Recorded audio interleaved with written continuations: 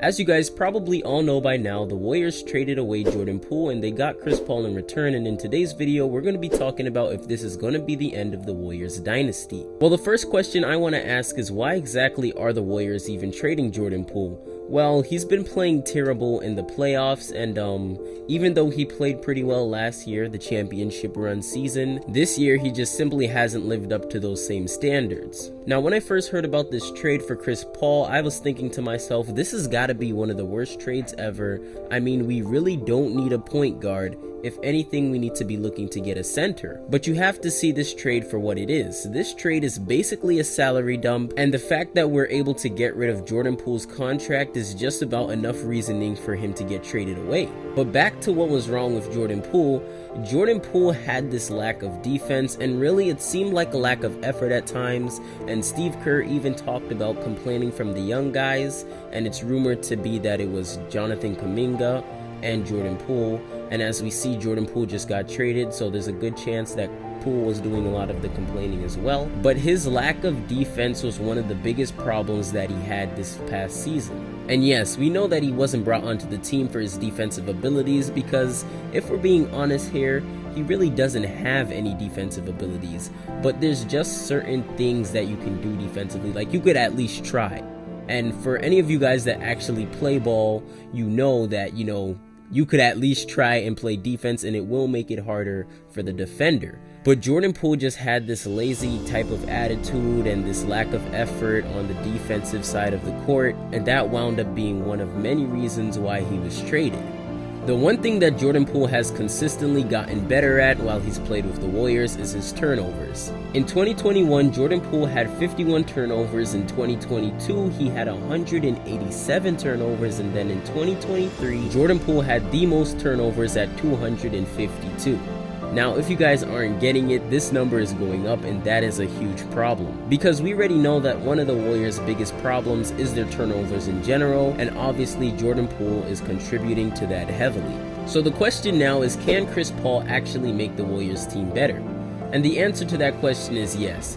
When Steph was actually asked about this whole Chris Paul situation, he said, quote, "Every team that CP has been on gets better. That's the most consistent thing about him and who he is and what he brings to the team. Everybody's going to talk about the age, and it's on us to put all that together and figure out how all the pieces work." And I like the first thing that he mentioned is how every team that Chris Paul has went on has gotten better, because, well, that's literally nothing but the truth.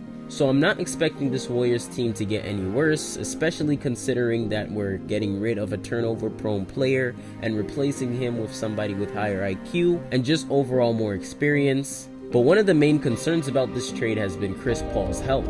Chris Paul has struggled to stay healthy throughout the playoffs in the past couple of years now, and you hear it all the time about how Chris Paul is always injured once the playoffs comes around. And hopefully that's a tradition that he can break this year, but the chances of that is pretty unlikely. But the good thing is, with this salary dump, the Warriors will only have Chris Paul for a year, and if it works out well for Golden State, then they'll easily re-sign him again. Now, the next thing I want to mention about this Jordan Poole trade is that this actually clears space for Draymond Green to be able to sign a contract. Now, we all know about the punch and how that turned everything south for Golden State, and how that was probably one of the most messed up moments in the season for Golden State. And one of the things that I've realized is that Jordan Poole and Draymond Green cannot be on the same team anymore, and one of the two have to go. And you can see here that the Warriors are clearly choosing Draymond Green over Jordan Poole. And I heard somebody say this, but if one of your teammates punch you and then, there's essentially no punishment for that punch, that would have me feeling some kind of way, like, wow, somebody really knocked me out and they essentially did nothing. Because remember, Draymond Green, he didn't get no kind of suspension, and basically they just swept it under the rug and say it is what it is. Now, I still want to know what exactly did Jordan Poole say, because you never know. Maybe that punch was deserved. Now, what really gets me excited about this trade is the fact that the Warriors will now have Chris Paul when Steph Curry goes to the bench. Now, considering that Chris is a point guard, that means he's going to have to come off the bench, and that means that hopefully our minutes without Steph will significantly increase. Last year, the Warriors had an offensive rating of 120 when Steph was on the field. and that would be good enough for first in the league. But the second Steph came off, the offensive rating dropped all the way down to 24th in the league at 113. So if Chris Paul can come off the bench and just keep that offensive rating up, then that will definitely be a huge plus for Golden State. Oh so fresh, oh so smooth, it's your boy Eli back with The Groove, and today's video has been brought to you by the big red subscribe button down below. Now guys, if you're enjoying this content so far, it would really mean the world to me if you would subscribe. Now I want to talk about Klay Thompson and what exactly he said about this trade.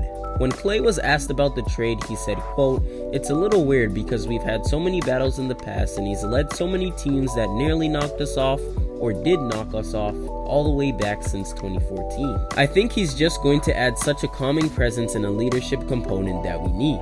Now, one thing he mentioned is the leadership, and that's something that Jordan Poole definitely didn't have, as his attitude may have even spread throughout the locker room. So if we look at the bright side on the trade, the Warriors will at least get a veteran leader back. The Golden State Warriors is a very small team and they've basically changed the game with their whole small ball lineup, but they're definitely going to have to get bigger if they want to compete with guys like Jokic. So one thing that I will say the Warriors is missing is definitely a center.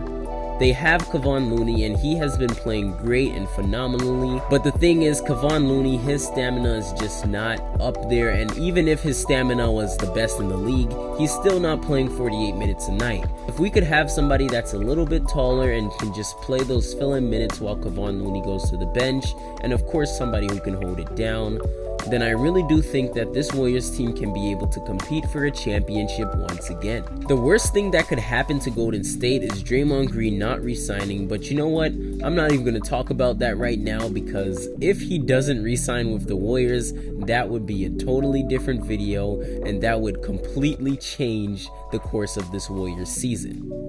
You guys are the reason why I make these videos, so definitely let me know your thoughts in the comment section down below. Like this video, subscribe to the channel, and turn on your notification bells. You guys can follow me on Instagram, TikTok, and even Twitter as well. All of my links will be in the description. If you did make it to the end of the video, comment CP3 down below just so that I know. And until next time, as always, let's light 'em up.